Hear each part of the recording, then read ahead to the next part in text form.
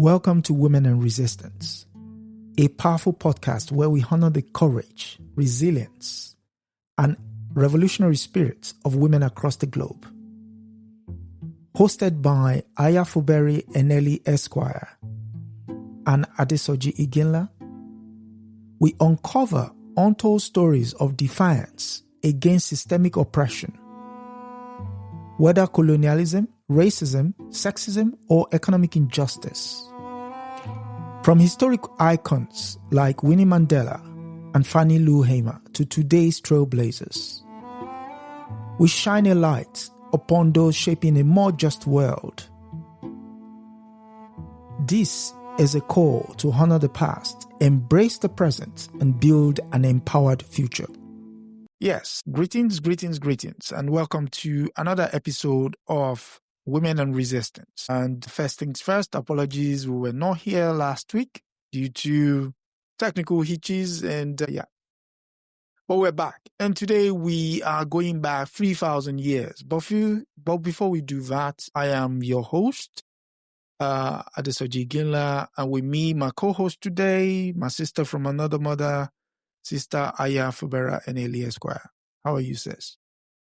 I'm doing really well. And of course, I am not dressed as the person we're going to be speaking about. And I think it's important to highlight that because this work has kind of taken on its own spirit. And certainly when we first conceptualized it, there was no vision of embodying the woman that we would cover. And that just happened organically, starting with Billie Holiday. However, I do want to emphasize, and I think I've said this before for those of your viewers who've been very consistent, that there is definitely a spiritual component to this. And sometimes it's very difficult for me to access these ancestors. Toni Cade Bambara was one who required me to go to the water, to pour libation, to do a lot of different things before she finally would give me some access. And in the case of the great Pharaoh that we will be discussing today, whose tomb and temple I was actually privileged to visit just last week, she remains an enigma. She was an enigma during her life. She remains an enigma after her death. There are all kinds of books that are still being published about her, some of them with very fantastical ideas and notions. And I simply could not access her spiritually in the same way. And so a little bit of eye makeup, but beyond that, we will be talking about Hatshepsut in the way that I've been able to access her, but not her spirit speaking through me. Okay, that said, how do you pronounce her name, by the way? Hatshepsut. And of course, she actually had many names. Her given name is Hatshepsut. That was the name she was given at birth. And that name stands for foremost of noble women. That was her birth name, Hatshepsut. It's her personal name, emphasizing her nobility and her femininity. And we will talk a little bit more about her lineage because she comes from a very strong royal lineage. But then she also had a throne name, which was Ma'at Kare, which is Ma'at is the soul of Ra. And so when you study ancient Egypt, Kemet, as we call it, very much, there was no concept of separation of church and state. And so pharaohs actually got their right to govern from the gods. There had to be that divinity that was a part of it. And so her throne name reflects that she was actually chosen by the gods. And there's a scene in one of the temples that actually shows the god Amun, crowning her. It gives the pharaohs a sense of legitimacy. Sure. But she also had a Horus name, which is Waser Kawe, which stands for mighty of Kas, mighty of souls. And it associated her with Horus, the god of kingship, and emphasized her divine strength, right? And then she also had a Nepti name, Waj Emput, flourishing of years, which was linked to the protective goddesses of the Upper and Lower Egypt and symbolized stability and longevity. And we know that she had a very prosperous and peaceful reign.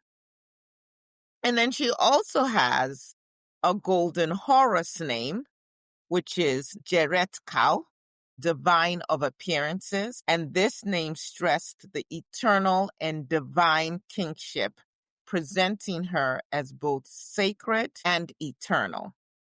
So many, many names, but her birth name, her name at birth was Hatshepsut. Okay. Before we continue, can you turn up your volume a bit? Okay, people can't hear me. Let's see where I do that. Is this louder? No? Let's see. Is that louder? Louder? No? Louder? So Louder? you're still Still faint? Louder now? yes. Is it louder now? It's loud to a point. I would get feedback from the listeners. Okay, and let me viewers. move closer to the mic. Is it louder now? Okay. You want to try again? Louder now? Can you hear me better now? Yeah, it's much more manageable. I would wait Still for feedback. faint? No, it's good. I mean, I can hear you maybe because I'm using headphones. The headphones? Yeah. Okay. And so, Well, let's see what the people say. yeah, exactly. Her So, volume is low. Henry said volume is low. Henry, is the volume louder now? Yes. Okay. We're yes, good. Thank you, Karen. We're good. Thank you. Okay, so by virtue of the names that you just mentioned earlier, it shows that not only was she divinely crowned, but she was also straddling two lines, because the various names indicate that she had some presence in the afterlife even before she got there. And she was also present in the time she was ruling. So whilst you were there, did you notice anything that gave you a notion of what her purpose was specifically as Pharaoh? Because I understand she was regent first. She was regent with... She was a co-regent. Yeah, Yes. yeah. Okay. So, I should say that in the sense of the various names, that was very common for the pharaohs. She fit in right with the tradition of the pharaohs. Okay. They had a given name, a birth name, and then they would have a name that they would take on as a consequence of becoming pharaoh, and showing that they have been indeed their reign basically has been ordained by the gods, has been approved of by the gods. And so she fit right in line with what was typical of her time. In fact, some have made the argument that because many of the remaining statues and drawings that we have of Hatshepsut showed her in full what is called, some would say, male regalia, that perhaps she was trying to erase her femininity. But really what we're saying is male is actually just the king regalia, and king is even the wrong term. It's Pharaoh, and Pharaoh is not gendered. Okay. Now we do know that it was pretty much, some would argue, an anomaly to have a woman in the place of Pharaoh, although she was not the first, quote unquote, female Pharaoh. I'll share a little bit about that.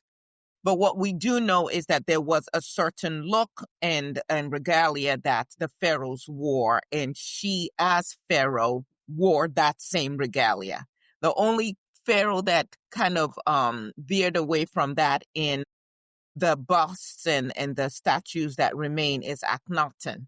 And he was definitely a renegade of some sort. You would have to go on this tour that we went on to get more of a sense. Of course, do more of the studies. For those of you who might be in narrative that starts with K, so K and then narrative. If you join Nubia, starting with a K, not Nubia, the people that I was with just a few days ago, which is a whole other story, which we'll not go into today.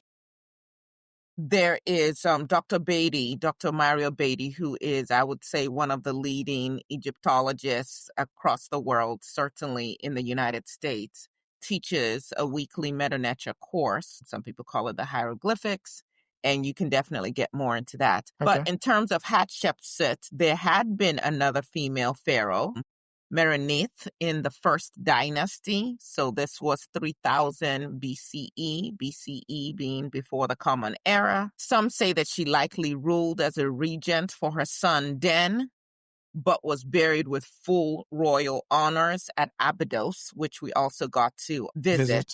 Okay. And her name appears on king lists, suggesting that she was recognized as a pharaoh. Another pharaoh who was female from the 12th dynasty was Sobekne-Ferru, and this was the first woman fully confirmed to rule Egypt as pharaoh in her own right, not as a co-regent. Okay. She took the throne after the death of her brother.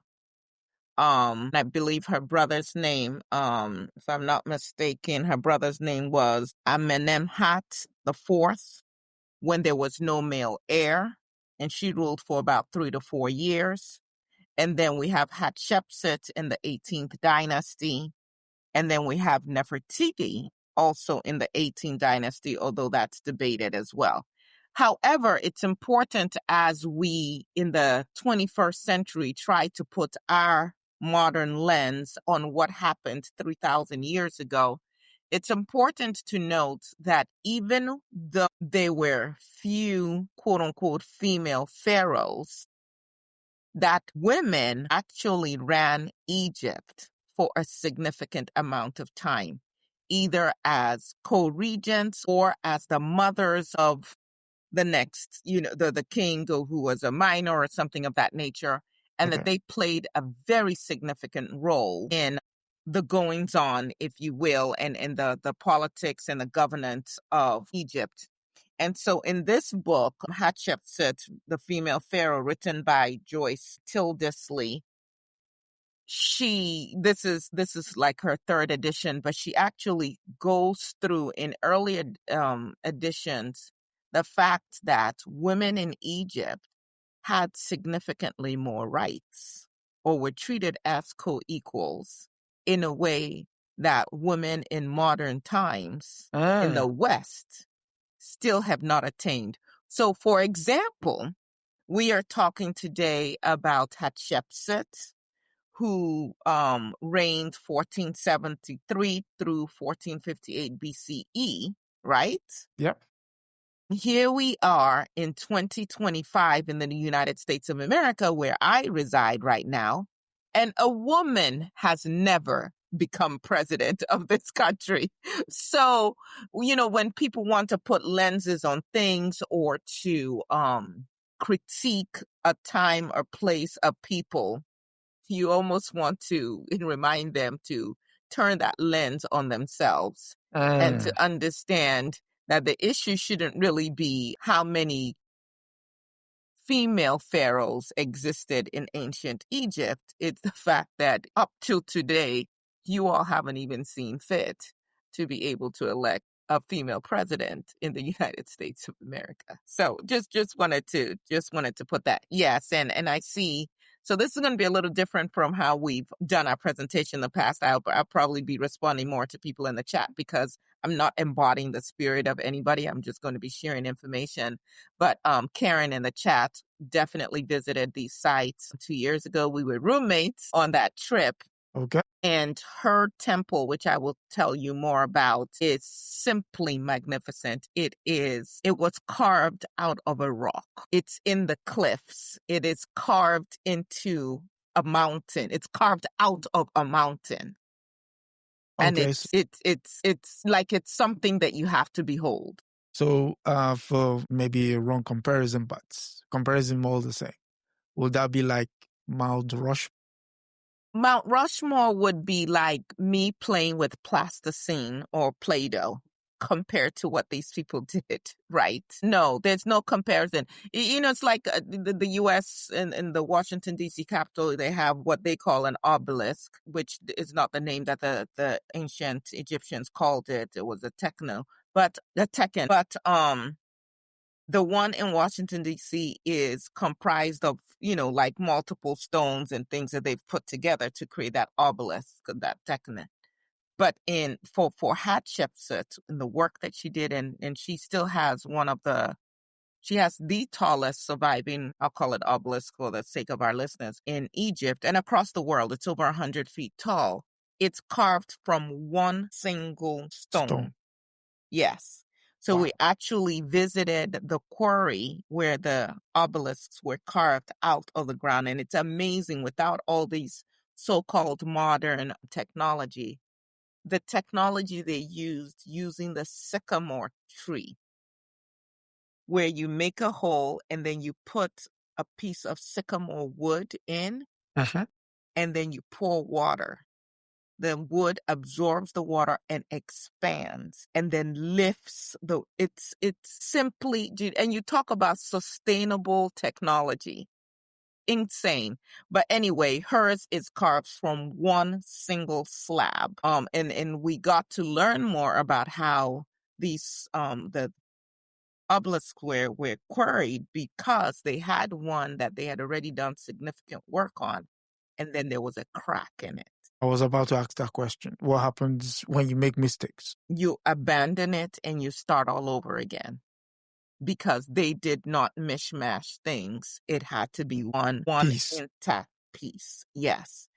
But that's just to share a little bit about the technology and the vision of ancient Kemites, if you will, in this part of Hatshepsut's rule. But her temple, to talk about Mount Rushmore in the same sentence, it's completely, Okay. no, you cannot at all. Point taken.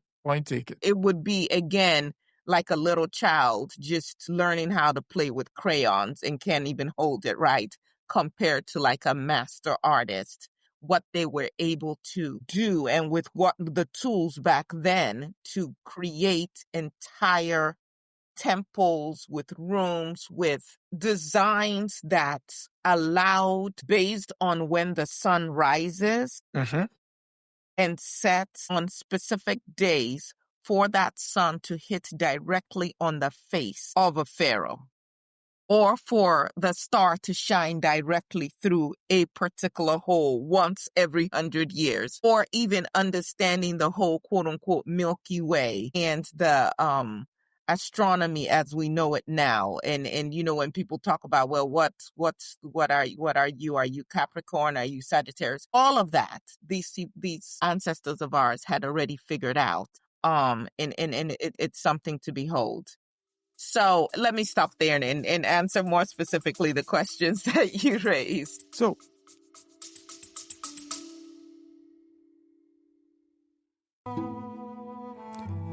you are listening to Women and Resistance with Aya Fubara Eneli Esquire and Adesoji Iginla, where we honor the voices of women who have shaped history through courage and defiance.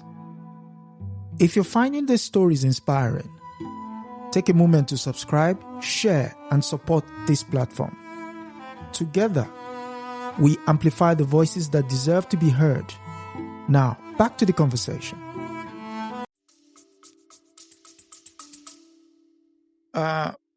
In the chat, okay, you've taken Karen's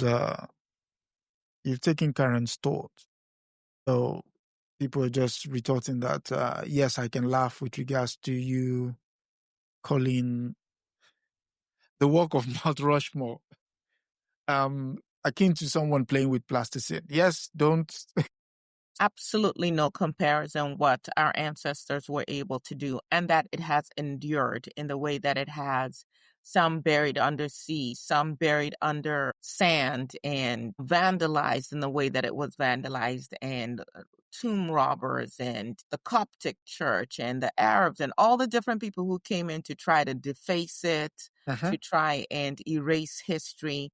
And certainly when we talk about Hatshepsut, we can talk about the different theories behind why she perhaps was erased, or there was an attempt to erase her from history for thousands of years. She's only now really being rediscovered.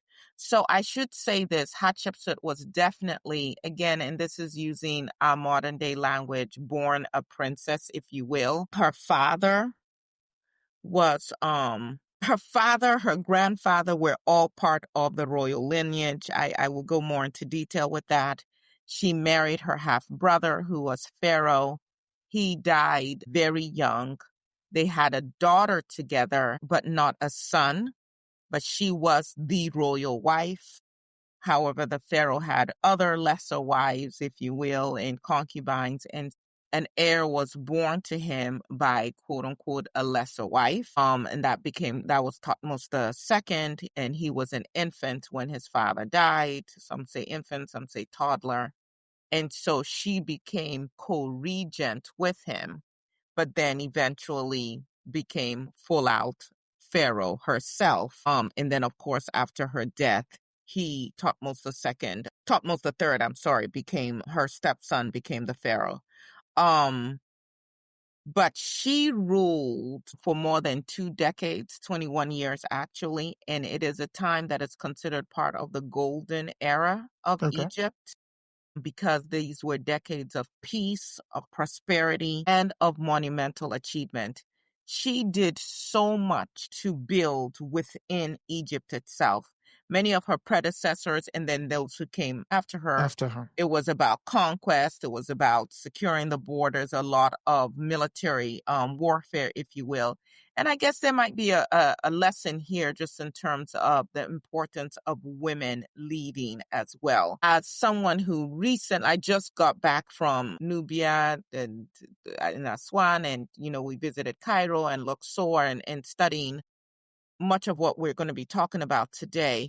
What continuously struck me was the feats of our ancestors, but the focus on conquest and on creating these monuments to themselves and to their gods, if you will, and wondering what would have happened if, and there may be some Egyptian historians who will disagree with me, but what would have happened if more of the focus had been on building up the people. So there was definitely a very clear hierarchy in Egypt. In the society. Had the royal family, then you had their advisors, the noblemen and women, if you will, and then you had some other learned people, the scribes, you had the skilled workers, and then you had all the other people. But there was definitely a hierarchy that was in place. And I think, and Ayikwama would make this argument, that these very rigid hierarchies made us more susceptible to what eventually happened across Africa in terms of Ma'afa, what some people call the slave trade. But to understand Hatshepsut, we need to understand her royal bloodline. So the 18th dynasty began with Amhos I around 1550 BCE. He expelled the foreign invaders. He reunified Egypt. He ushered in what was considered the new kingdom. And his queen was Amos Nefertari. She was very much revered and later on deified, actually. And together, they were the founding ancestors of Hatshepsut's dynasty. Their son, Amenhotep I, followed on the throne. He is remembered as both a builder and a warrior, but he left no male heirs. And he is often counted as Hatshepsut's grandfather. So this wasn't just, I'm married to the Pharaoh and now I'm going to be Pharaoh. Like, this woman had sat at the feet, had lived the life, had understood the entire history and culture. She was very learned herself, right? Yeah. And so after his death, after the death of Amenhotep I, his throne passed to Thutmose I, a skilled general who became Pharaoh, and then he married Queen Amos. So all of these pharaohs, if they weren't in the direct lineage, would then marry a woman who was in the direct lineage, because the idea was you had to have this royal bloodline, right? And that is a sense of your legitimacy to the throne. And again, referencing Ayikwa Ma, if you go back to his book, 2000 Seasons, the question is, what happens when people are ascending to these positions of leadership but don't have the character or haven't really developed the skills, right? Yeah. What happened in 2000 season would happen. Yes. So from this union of Thutmose I and Queen Amos, Hatshepsut was born in they say about 1507 BCE. So she was not just another royal child because she was the daughter of the great royal wife, the highest ranking queen. That made her claim to the dynastic lineage far stronger than her half-brothers, right? So here is this general who's become pharaoh. He's married the queen who has the actual royal lineage. Their children have more of the legitimacy of the royal line than any other woman that he marries who is not, or sleeps with, who is not of that royal lineage, and then they have a child, right? So he did have children, heirs born to secondary wives, but she was the one who was born to the great royal wife. Well, when father died, as was the custom back then, Hatshepsut married her half-brother, Thutmose II. And this was a common practice back then to keep the royal bloodlines consolidated. We can argue whether that was the best scientific decision, biological decision to be made, but it was something that was done nonetheless. Together, they had one daughter, Neferure, who would be raised to hold one of the most powerful religious offices in Egypt, but she was not male. Thutmose II apparently was weakly and sickly. That is what they are saying from exhuming and examining his mummified body. It is said that he died in either his late 20s or early 30s, leaving behind only one male heir, who was Thutmose III, a toddler not born of Hatshepsut, but of another wife, Iset. So the line of succession was shaky, the heir was a child, and the throne was now vulnerable. And into this fragile opening, if you will, stepped in Hatshepsut. Okay. But what she did, as all the other pharaohs had done before her as well, is she didn't just rely on her bloodline. And I'm sure that she was obviously aware that most of the pharaohs had been male. Yeah. And that there would be some people who would push back, challenge her legitimacy. I'm looking through the chat now to see what people are saying, just to see if it ties in with what I'm saying now. Okay, we'll keep on. Karen says the hierarchy and the concentration and hoarding of power through lineage was their society's greatest flaw, weakness. I would say it was definitely part of it. Karen May says she was on the bus 2 years ago and took some pictures, and probably this session would help bring some clarity to those photos. Absolutely. So Hatshepsut didn't just rely on her royal bloodline. She made her claim divine, and she understood that this was important, just as the pharaohs before her had done. Because if a pharaoh has to be crowned by, if their reign has to be approved of by the gods, then you want to make sure that you present that information to the people. As I walked through the temples, I'm a very beginning reader of Meta-Nature, and trying to take in, and of course a lot of it has been destroyed, but there's a lot that you can still decipher. Trying to take in all of the inscriptions and the drawings on the temple walls. What struck me is that these writings were, in a sense, the propaganda of their time. So today we have social media, we have the news media, we have books, and we have art, newspapers, and things of that nature. Tattoos. And what way would politicians get their word out? They would do interviews, or there would be opinion pieces or things of that nature. Well, back then, you would stake your claim in the form of propaganda, and there might be people who come for me for this, was through the meta-nature that you wrote. You told your story. You told the story you wanted the people to know. You told the story between you and the priests. You told the story that you basically wrote yourself the way that you wanted to be perceived, even in terms of how you presented in the drawings, in the statues, and so on.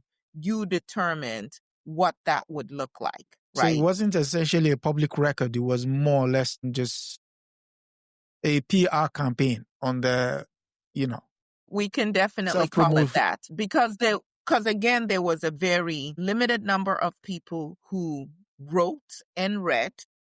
Even though they had scribes. Yes. So the scribes weren't the vast majority of the people. You had a limited number of people who were the scribes. You had a limited number of people, the elite, who were educated and literate in that sense. And so then you would also have all of these drawings that would tell a story. Okay. So you see the story of, you see the drawing of the god Amun crowning Hatshepsut. And whether I can read meta-nature or not as a peasant back then, I see that, and I see that she has been ordained by the gods, if you will. I know what the gods look like. Now, understand that these temples that commoners like me are now trapezing through, and I would say actually disrespecting, we're not open to the average people of ancient Kemet. They were places where the priests and those who served the priests entered into and did incense and so on and so forth. And then there were outer courts where during festival periods, the commoners could come and leave their offerings and make their prayers. But they did not enter into the Holy of Holies. Okay. That was for the priests themselves. Just like if you would think of the Vatican today, the average Catholic is not just walking in through whatever and going into the crevices of the Vatican. There are courtyards and places for the masses. Yeah. And then there are places that those who have attained a certain, yes, are able to enter into, right? Yeah. So if that is a comparison that helps people understand, you can understand it out. Think of the White House, if you will, or 10 Downing Street, or any of these places. Everybody doesn't have access to everything. So, like I said, so at her mortuary temple that is at Deir el Bahari, and this is the temple that was carved out of a mountain. I like, you see it, first of all, these people must have been in very great shape. Now, all of these temples that we visited are now in areas that are considered deserts. But back then, the Nile, before the dam was built and all of that, actually they traveled by boat to these places. But the staircases alone leading to some of these temples, I mean, we were huffing and puffing, and some people didn't make it up. It was scorching hot.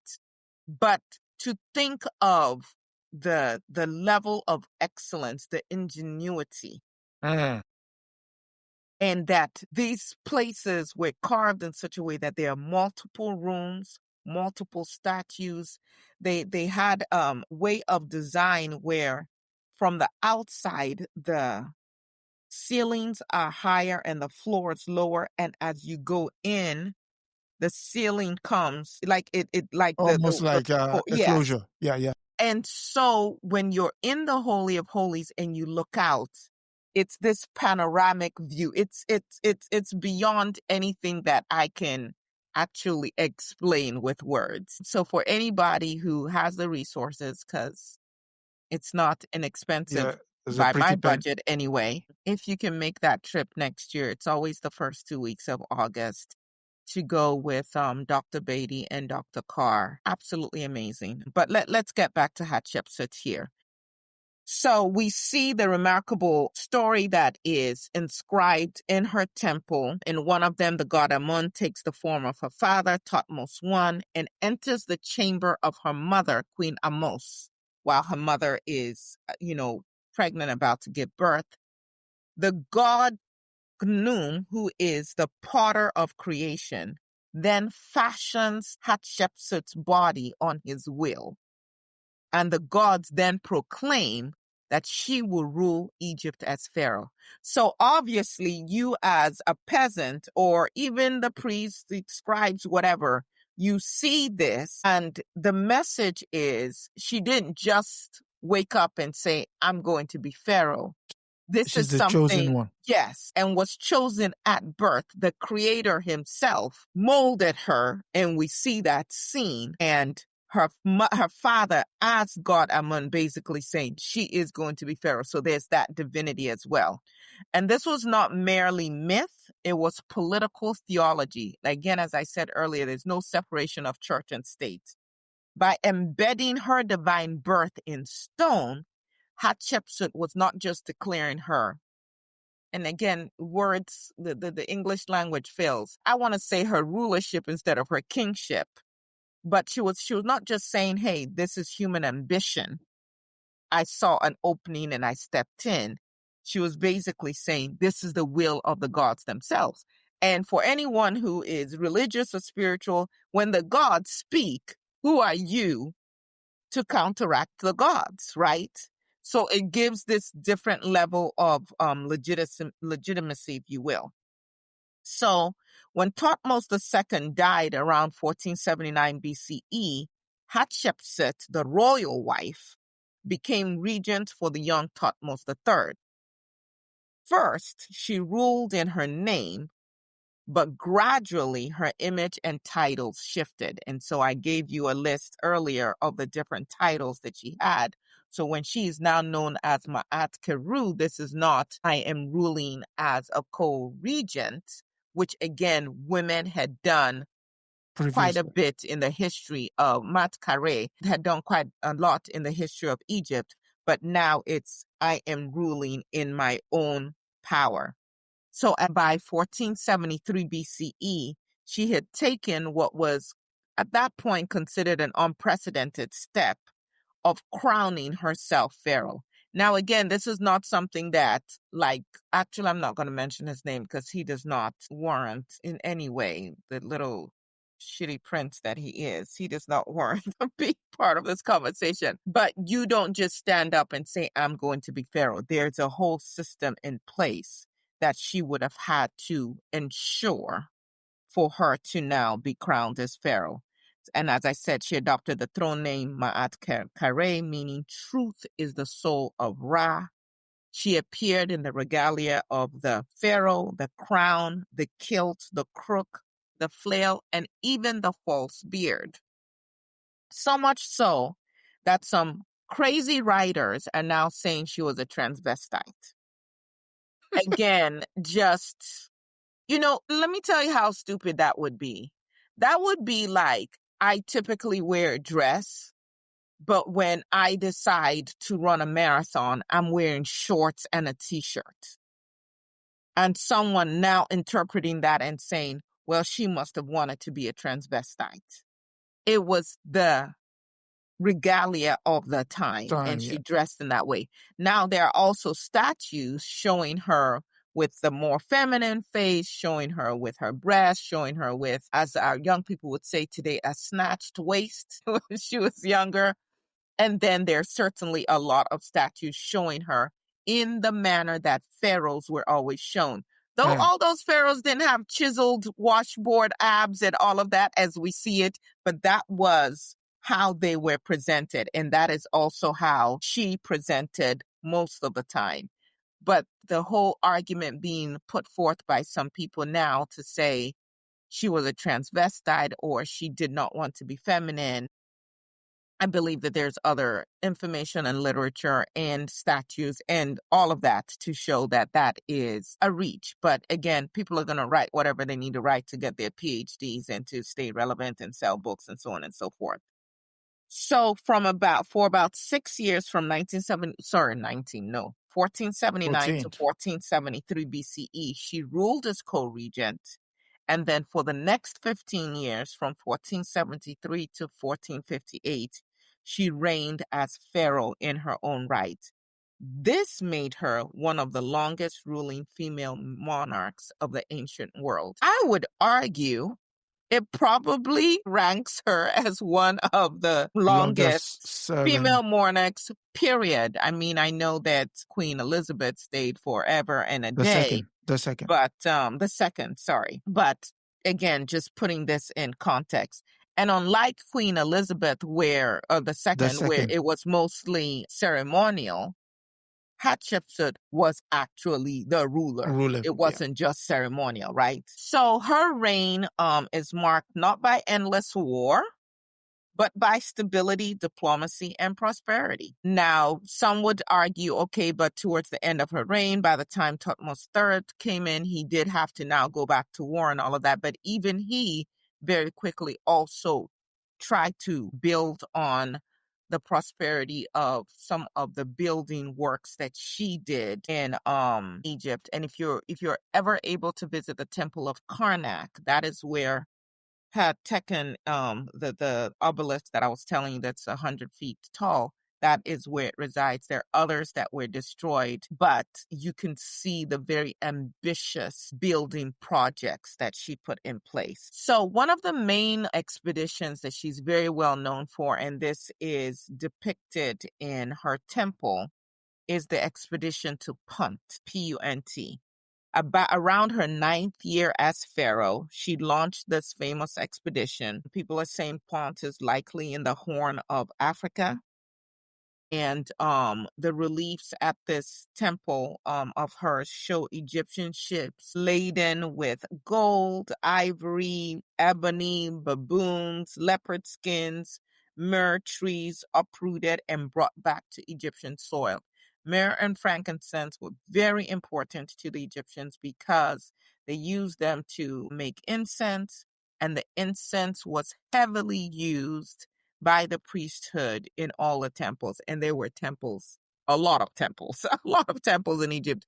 Many of them are under sea now. Many of them we probably are not even aware of. It was more than just exotic luxury for her at that time. Incense, like I said, was sacred for temple rituals to Amun. And by securing this incense or the raw material for the incense, Hatshepsut was able to link Egypt's prosperity directly to divine worship. So you can imagine if this is, let's again, trying to bring it back to things that people can relate to. If you are the president who was able to oversee man walking on the moon, it gives you a whole different level of prestige, right? And so for her to have overseen this expedition to Punt, for it to have been as successful as it was, to bring back the goods necessary for them to continue to worship their God, definitely gave her added, if you will, kudos, right? It's like, wow, for her to have done that, she truly has been ordained by the gods. So she reinforced Egypt's hold over Nubia. And you can decide how you feel about that, because Nubia is definitely where you had the darker skinned people who look like us. I have lots of pictures that we took when we went to a village in Aswan and just being around the Nubian people. But she was able to secure the gold mines in Nubia. She maintained open trade with the Levant and the Mediterranean, ensuring steady supplies of timber, copper, and precious stones. And she favored diplomacy over conquest. So unlike her father and her stepson, she did not necessarily glorify the battlefield, although she understood the importance of securing the borders. But she sent soldiers, so she did send soldiers to secure the borders, but she built her legacy on commerce and cultural exchange.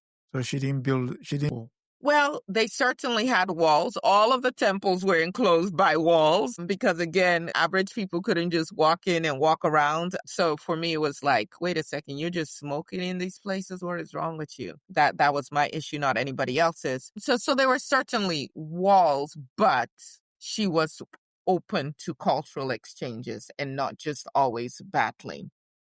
She inscribed her reign on the landscape itself, and that is why, although there are different theories as to why it appears that there was a very specific goal to erase her, but they were not able to accomplish it.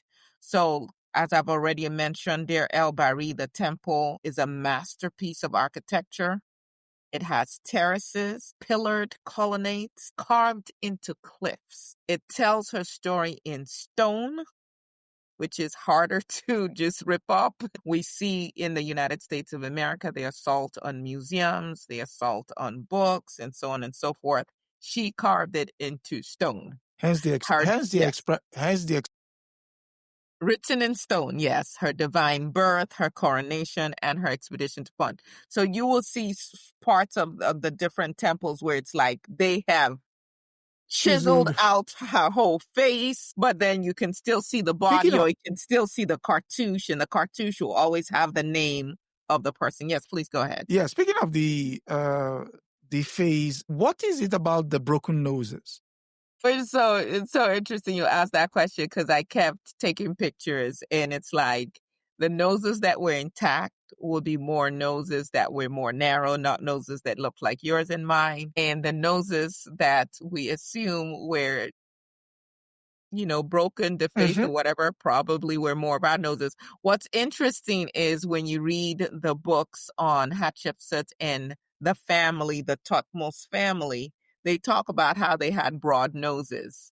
Certainly, you can still see the lips on the parts where they leave the lips. So, definitely a history of trying to erasure, whitewash. If we cannot deny the magnificence of ancient Kemet, then what we can say is, but it wasn't dark-skinned black people. It wasn't black people, it was other people. And there were different invaders who also attempted to erase just the history when we talk about the Hexcost people and so on and so forth. But yes, they're definitely very strategic in which noses were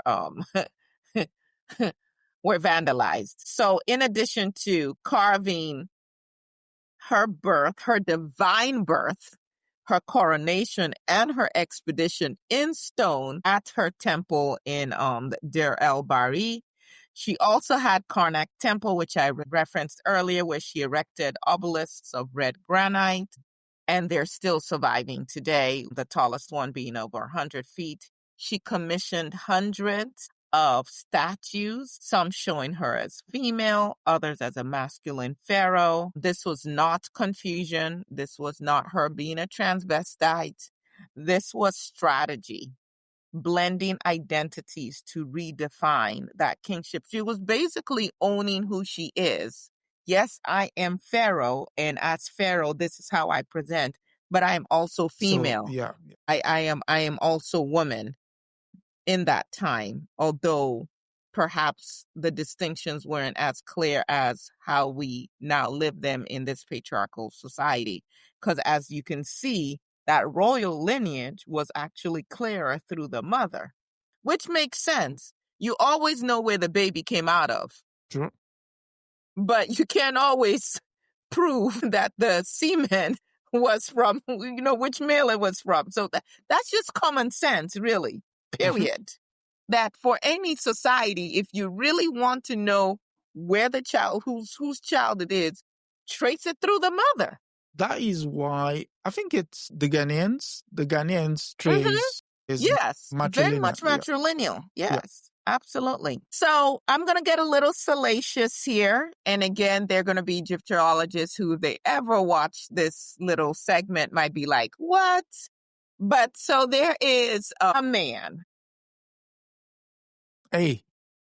Yes, who was known as Senanmut. And there's some there are some stories about whether he was really her true love, right? So she married Thutmose II because this is what you do, but whether there was really someone who was more of her confidant. He was born a commoner, yes, but under Hatshepsut, he rose to hold more than 25 titles. Some say he was the architect of her monument. Some people don't agree with that, and they point to by the 16th year of her reign, he kind of like faded from history. We don't find him. We know that he had a tomb built, but they say his body was actually never there. But we know that he was a steward of Neferure, who was the daughter of Hatshepsut and the Pharaoh, Thutmose II. We know that he was overseer of works. He designed Deir el Bahari, and he managed many of her vast building campaigns. Much later, there's some graffiti that was found at her temple depicting him, sentiment, and some explicit scenes with a woman who they claim is Hatshepsut. But the chances that the Pharaoh would have depicted herself in that way is ridiculous at best. So how did the drawing get there? We don't know. We know she wasn't the one doing the drawing. We don't know exactly when the drawing showed up, and whether it was her or someone else or whatever. So she had a side piece. I am not claiming that at all, but we do know that his closeness to her was unprecedented for a man of non-royal birth. But as I said, around the 16th year of her reign, he kind of disappears from history. His tomb was left unfinished, his body never found. And so that is yet another mysterious part of, Hatshepsut's reign. What happened to him? Did he have a falling out with her? What went on, we don't know. So she died around 1458 BCE. It's said that she was probably about 50 years old. Now there's some assertion about CT scans of her mommy suggesting that she had bone cancer, but then there are other books that have been written that say they're not really sure that they really did recover her body because with the tomb robbers and all of that, they were mommies moved and bodies moved. There is a tomb with the nurse that took care of her citrate, where there are two bodies in there, and they're saying one is the nurse and one is her, and that the other body was obese. Looks like it could have been her body, but again, But I don't have information that says for sure. okay, so but question yes. would be, I thought the mummies, the pharaohs were prepared in a specific way for the afterlife. Could that not have been an indication of who he was? They were, but we also know that many of the bodies, by the time they were recovered, the tomb robbers had already disturbed the bodies. Some of the bodies were not intact. Some had been bandaged and rebandaged and so on and so forth. So there's still a lot of work to be done. And I'm not sure that we are necessarily the ones doing that work. And there's always the lens through which you look at things. Okay. This is really important for us to. One of my lessons from visiting Kemet now twice is not just looking at ancient history, as in, okay, I've gone and I've looked at Kemet and I want to study that, but it's also tracing where we are and understanding our history and connecting the dots. So I actually did a presentation while we were in Kemet this time, and what I had done was do research on the Ijaw people, and that's my quote unquote ethnic group, and begin to trace our migrant. And some scholars, which would make sense because all humanity began in one place and then people migrated.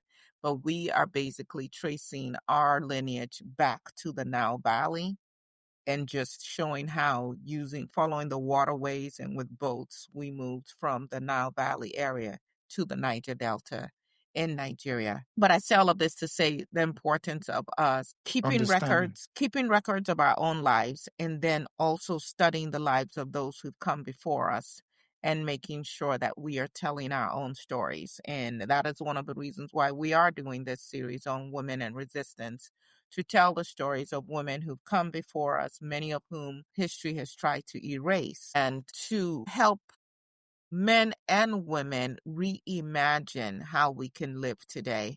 I don't know that when Hatshepsut lived that she was thinking, okay, I'm going to be the female, quote unquote, leader, Pharaoh, and then after that, there'll be no more behind me, or let me open the door for more to come in. I think it's important to own who you are in the moment and to be the most excellent version of yourself as you can. Karen says only one Black-led expedition and excavation recovery of a Kemetic tomb. Yes. And I will not go into more detail about that, but Karen, if you go and research I believe the Egyptian government has actually told that one Black expedition leader, if you will, that he can no longer be affiliated with that tomb. But you can go research that and see. Okay, so after her death, Thutmose III took full power.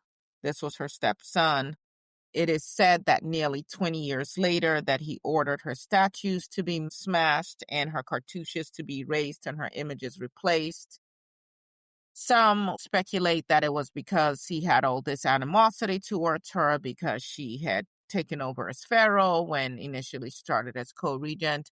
Some others say it wasn't quite that nefarious, that it was really every pharaoh tried to emphasize themselves and their own reign. And he did reign for a significant amount of time. And so he was just trying to make sure that The the focus focus was on him. him. Some others speculate that there were others who wanted to get rid of her because it was kind of like an abomination to have this female in this role. And so we may never know the true story, or perhaps as more excavations happen, we may find more writings or information that sheds more light.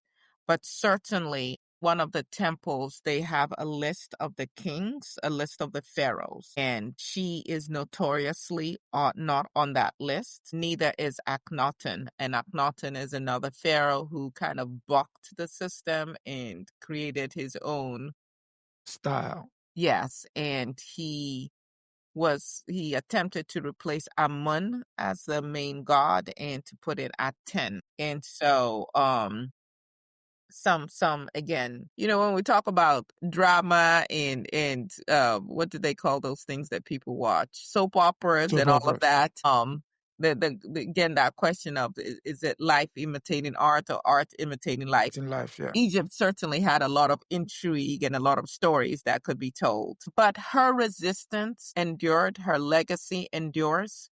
In the 19th century, archaeologists uncovered her temple and her obelisks. In 1903, Howard Carter, and I hate to mention these people's names because these people were opportunists, found her tomb. We know what they shared with Egypt. We know what they've taken to the museums across the world, and we will never know possibly all that they have in their personal collections that belong to us. It is said that in 2007, her mommy was identified through DNA and CT scans. Today, historians are recognizing her as one of Egypt's greatest rulers, and her resistance definitely lay in claiming the throne when custom, for the most part, did not have a woman outright claim pharaohship, redefining that reign to include prosperity, diplomacy, and monumental architecture, and of course, inscribing her reign in stone so that she is not they could not erase her. So she definitely resisted the silence of history. She definitely resisted the confines of gender and power, particularly as we know them today. And even though, for whatever reasons, people try to chisel her name from stone, her legacy literally rises from the cliffs of Deir el-Bahari and of course, the obelisk of Karnak. And she reminds us that resistance, I think, is not just rebellion. It is the audacity to fully exist in spaces that may want to deny your presence. And so today we see very brave sister. I might go to the capital tomorrow if she's still there. Yeah. in Texas who says, no, I'm not signing a paper that says that the Department of Public Safety gets to escort Follow and me follow today. me everywhere I go because I am not a criminal. I've done nothing. This is a so-called democracy, and she's been in the Capitol. I would have to check to see what the latest updates are, but as of a few hours ago, she was still in the Capitol. And just crazy things happening. Another representative who was out running, and apparently whoever they had assigned to her could not keep up with her, lost her on the trail, and wants to get upset and find other ways to restrict her. It's amazing. It's 2025. So, having the audacity to exist fully in spaces, to carve your truth so deeply that the world, no matter how hard that people try to erase you, has to remember who you are. And so as a woman, I say that, I hold up her name for women everywhere, whether you are a teacher, whether you're a grandmother, whether you're a nurse, whether you're an attorney, whether you're a stay-at-home mom, whether you're a wife, whether you're a daughter, an accountant, whatever it is that you do, Sure. showing up and fully embodying whoever it is you believe God to have created you to be, regardless of what the pushback will be. So yeah, that's just some information on the amazing Hatshepsut who will not be erased. Speaking of will not be erased, raised up a book earlier. You might want to show that. Yes, this is one of many. There are And for lots the of different listeners, books. what's the name of the book? It is Hatshepsut, the Female Pharaoh by Joyce Tildesley. And it's got some really great, pictures from. So if you can see this is Karnak, and you can see that Teknon in the background. This is one of the carving statues of her as a sphinx. It still has a nose there. Yes, this is the red granite. But then this is another one. She doesn't have a nose on this one. This is for the Pharaoh Hatshepsut and her son, Thutmose III, her stepson. But you could see here she is fully dressed in the Pharaoh regalia, no breasts and all of that. But then here is a statue where you can definitely see her feminine form, and you can see her chest there. Yes, they were definitely different. This is a rendering. It's going to be hard for you to see it, but basically, this was Hatshepsut as the pharaoh offering before the bark of Amen. And so, yes, and this is the temple of Amen at Karnak. Look at. I mean, and this is it in runes. So when you see some of the columns that still show the Detail. colors and the details, and you get a sense of what this place must have looked like. Absolutely mind-blowing what they were able to accomplish back then. Yes. History has a way of pointing, going back to your neck of the woods when your president decided the focus on. Who's president? Not mine. But please carry on. Okay, when the president in Seaton decided the focus on the United States past is too much for him to bear. Suppose that's him indicating that truth is still a currency. Fortunately, that's which he cannot afford. So Yeah. he's going to try as much as possible to ensure that that is not going to be a common theme.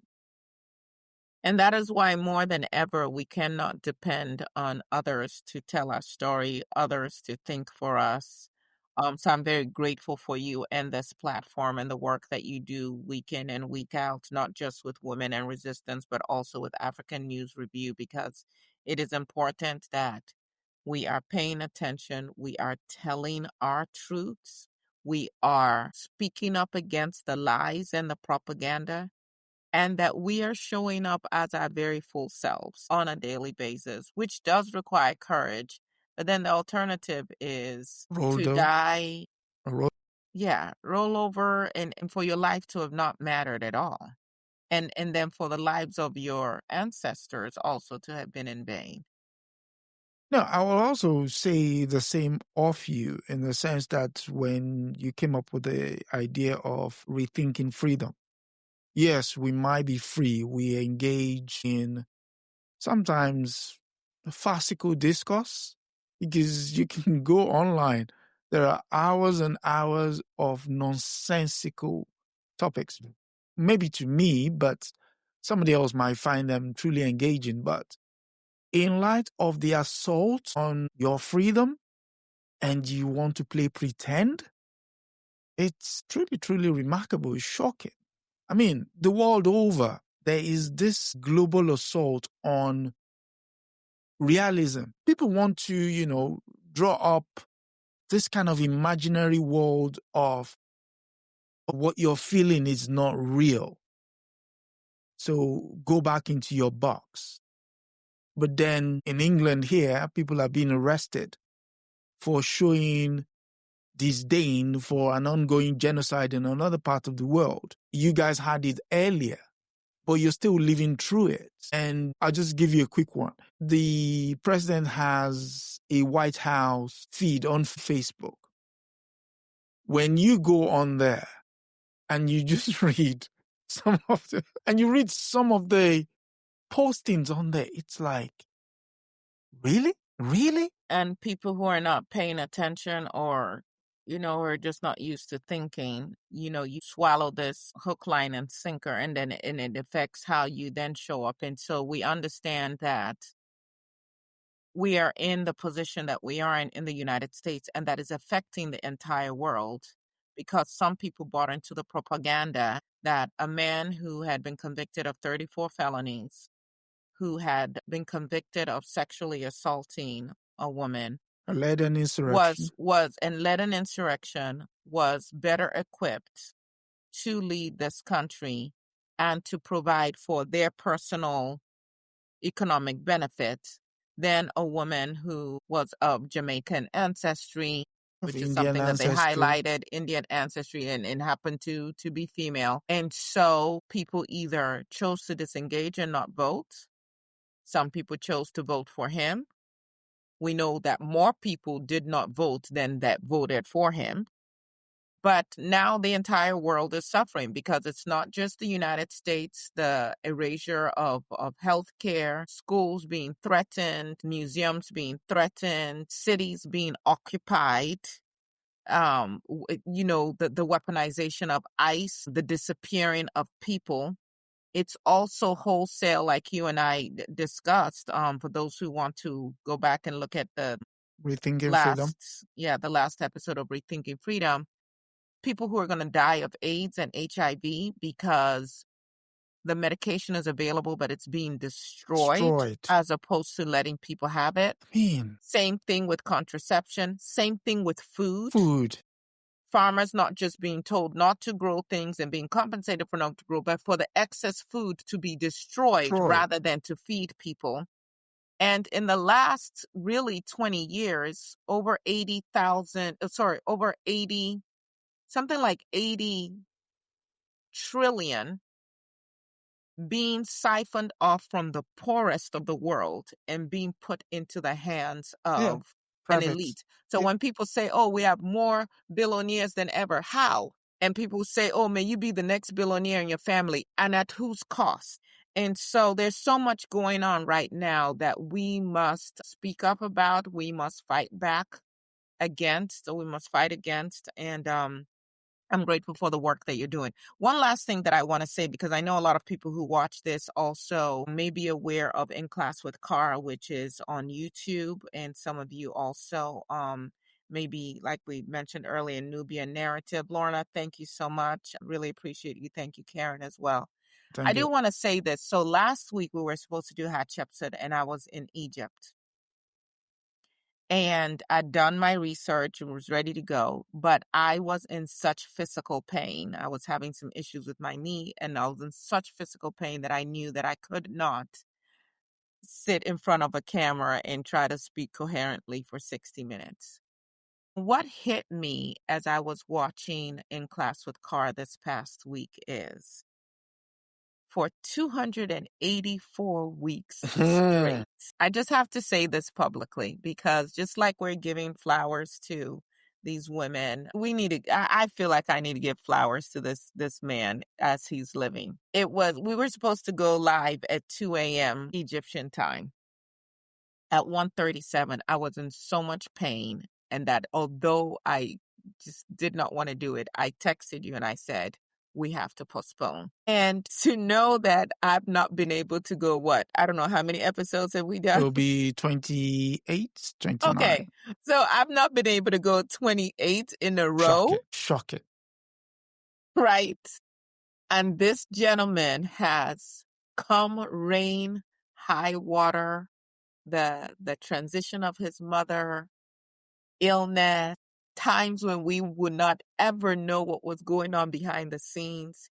He's shown up every week for 2 hours. For 5 years and 4 months. Weaving together all kinds of history. I mean, we're dealing with one topic. He writes 3 books in one session, pulling together things and this analysis with this power and passion and intellect and brilliance for 284 straight sessions. I was like, listen, until you start doing this work, you don't even begin to understand. Yeah. 5 years. 5 years, 4 months. Yeah. 5 years, 4 months. And I can say where I was when I started watching. In fact, I would say I was part of the first episode. Part of the very first one. Because when he came on, still remember it was during lockdown. It was in the middle of May. I was going towards the kettle. And he said something. He said the history of African people stretches as far as the Caribbean, Africa, through writing. And then he mentioned Chinua Achebe. And I'm like, what does he know about Chinua Achebe? Exactly. I'm like, who are you again? And then I sat, and from then on, I mean, even just watch it. I have missed a couple of weeks just watching. Just watching, not doing the work, just not watching. Me, So just watching. I've missed a couple of weeks, birthdays, football practice for the kids and stuff like that. But what I find is when you come back and watch it, you feel pained missing it. It's not like it's just one of them. You feel pained. I mean, the man was there during the insurrection. He was there during the passing of Ruth Bader Ginsburg. He told us, even predicted what is happening right now. And that's, so again, it goes to show that when you see someone doing the work quietly, because the man doesn't do the... it's not a lot of fun. He doesn't have a whole lot of time. He doesn't do the fanfare. Yeah. Doesn't do the fanfare. It just gave me, having to text you, because I was trying really hard, and having to text you and say, I don't have the bandwidth to be able to sit in front of a camera and be coherent right now because I am in physical pain, and just thinking, wow, we do need to, it's easy to criticize. It's easy to say what people aren't doing, but you got to give people their Yeah. I mean, that level of commitment day in, day out, that I have a whole new appreciation for it. One other thing I want to mention, actually, too. One is the fact that he taught me how to read again. It's not that I don't read. Most of my reading was basically, geopolitics and stuff like that. But he showed me how to not only read, what to read, and how to understand what you're reading. Make the connections. Yeah. Make the connection. Don't just, you're not just reading for reading's sake. There were times I would come in just to spy on a stack of books, which has since disappeared. The stack of books. That way I know what he's reading at any point in time. Again, I mean, kudos to him, man. Listen, 5 years, the world in terms of how one engages with knowledge is just gone elsewhere. So for me personally, I've been enriched in that 5 years. Yes. Yeah. So even the time I spend is minuscule in comparison to what I've gained from him. So it is my commitment to there be any other reasons for me to feel the need to postpone. So Adesoji was definitely ready to go to grip my teeth and because the man, don't forget, the man also did an episode of Office Hours. We're talking about In Class with Car. We've not talked about Office Hours yet. Okay, so maybe most people might not be able to see the Office Hours. But the Office Hours, you remember the episode when he came on and he was basically choking of breath. Yeah. And he refused to, that is dedication. But, or lunacy. There's a fine line between the two. There's a fine line between the two. Yeah, but, still. Yeah, because self-care is important too. No, he is. We have to, and I want to beg people to do something. Maybe this is part of, appreciation. Can we also take it upon ourselves when he asks us to read, to at least read? That part, yeah. Please. Yeah. That's our own little way of saying thank you. Yeah. Just read. To actually engage him in the text. Because he does want people to engage him in the text. And I think it would probably be a little, I know I would be a little frustrated if I'm talking, teaching, whatever, and everybody comes and talks about everything else except what I was talking about. I was like, wait a second, was I just here entertaining you? But But he's magnanimous alone. He's magnanimous enough to, engage. But again, and someone said it in the chat, that how did she say? Karen says, when you're living your purpose, it's never work. That's something that he has said. And I think it's also just understanding that your purpose is your purpose regardless of how people respond to it. So as a gardener or farmer or whatever, I often think about planting seeds, and I don't have any control over what seed is going to grow. I do my part and then just trust that what is going to grow and what is going to produce and so on and so forth. And so I think, I don't know, but he may just have the mindset of, hey, I do my work, and who takes it, who runs with it, who grows from it, who applies it, that is not what he has to focus on, because he can't control what other people do, but it's to do his part. And I think if each of us showed up and did our part, I know, what a difference we would make in the world. Lorna says Dr. Carr has a lot of respect for you and Adesoji's knowledge. Well, then we've must be doing something right. Something little, something good. We're doing something right. Definitely, I would much rather just be sitting and learning from him than acting like I could go to it on any level, go toe to toe. Maybe on gardening I could. Maybe on gardening I got it with that one. That would probably be it. I'm just glad to be a student. Like I said, going towards the kettle, hearing Chinua Achebe, he was like, okay. And then we've read multiple books from various authors, some of which I might not even have come across. And some of them that have been moving with, but didn't really understand the significance of which. Ayiku Ama. Yeah. So, yes. So who are we doing next week? Yes, next week would be the lady who gave us the quotation, "No humans involved," Sylvia Wynter. So we'll be looking at the lives and times of Sylvia Wynter, the writer, essayist. And she is still living. She's still living. That is gonna be interesting to see how she lets me show up. She is still living. She's still living. In Cuba, of all places. Yes. So.